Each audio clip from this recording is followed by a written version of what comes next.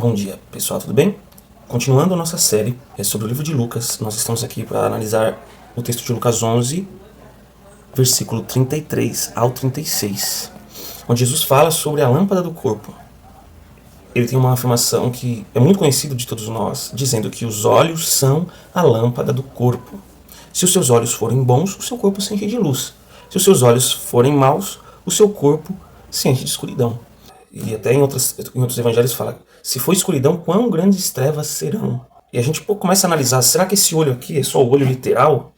Porque aí no caso eu resolveria meu problema olhando para os lugares corretos. Mas nós percebemos que é muito além do nosso olhar literal, embora pode abarcar o nosso olhar literal também. Nós temos que tomar cuidado para onde nós olhamos, né? Jó, por exemplo, fala, eu fiz aliança com os meus olhos, como pois eu fixaria eles numa donzela? Então, em certa parte, nós também devemos tomar cuidado para onde nós olhamos, porque o que nós olhamos, o que nós vemos, assistimos, lemos, pode ter uma influência aí nas nossas atitudes. Jesus fala que aquele que olhar para uma mulher com uma intenção impura, ele já adulterou com ela, uma mulher que não é dele. É algo para nós refletirmos que o olho também tem sua importância, mas nesse caso aí os cegos estariam bem ou estariam muito maus porque não enxergam nada. Se fosse só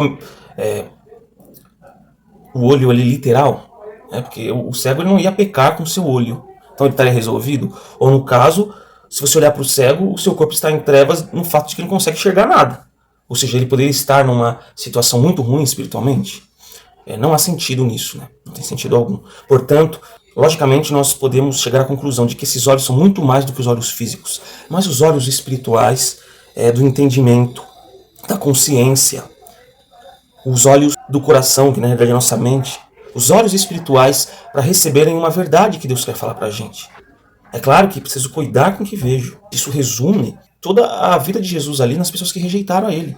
Ele esteve entre Jesus, fez milagres. Em alguns textos atrás as pessoas pedem um sinal para Jesus, sendo que Jesus realizou vários sinais e milagres para ele, ali perto deles. Mas eles estavam tão cegos no seu entendimento que eles não receberam o próprio Jesus. E assim hoje nós apresentamos várias verdades da palavra para as pessoas e elas não querem ouvir.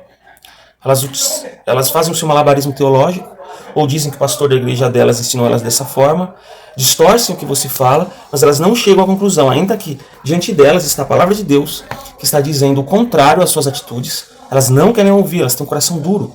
Eu também posso ter um coração duro ao ouvir certas verdades que me dizem, verdades que a palavra de Deus precisa penetrar na nossa alma. Será que nosso coração está duro para ouvir novas verdades, porque vão de encontro às minhas crenças acariciadas desde a minha infância? O meu destino é estar em trevas. Portanto, a nossa oração deve ser a oração do Salmo 139.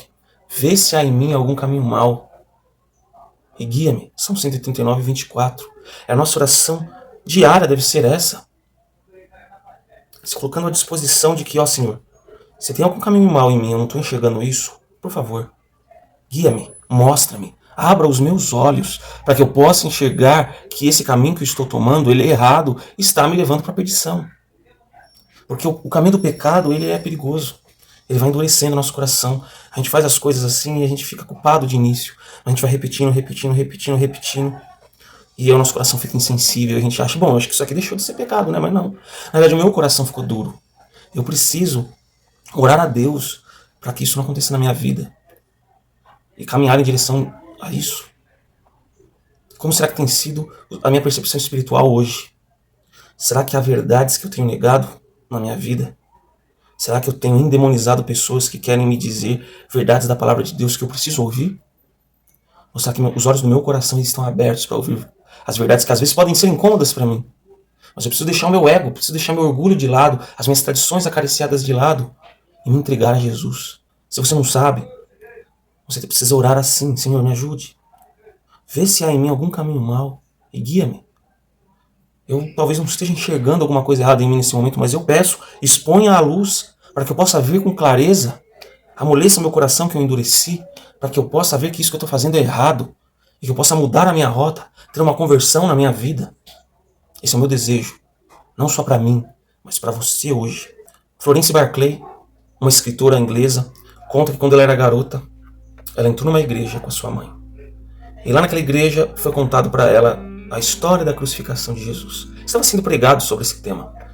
E ele conta como ele foi cruelmente entregue nas mãos dos sacerdotes, como Judas o traiu, como Pedro o negou, como Pilatos o interrogou, como ele foi entregue para ser crucificado, como os soldados zombaram dele e o açoitaram e colocaram a coroa de espinhos nele.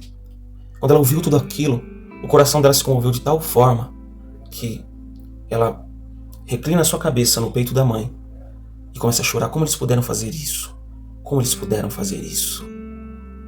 Isso mostra o quanto nosso coração é duro. Porque às vezes nós olhamos a história de crucificação de Jesus como se fosse uma história qualquer. E a garotinha conta que todo mundo estava normal ali ouvindo, mas ela começou a chorar e soluçar. Como eles puderam fazer isso? Que o Senhor devolva a sensibilidade espiritual que talvez muitas vezes nós perdemos. A sensibilidade espiritual que uma criança pode ter. Inclusive, nós estamos escrevendo um livro sobre como as crianças nos trazem lições espirituais. Eu já tenho um e-book escrito, mas o livro ele vai ser uma versão muito mais ampliada, o livro físico. E ore por nós aí para que esse processo de escrita ele seja abençoado.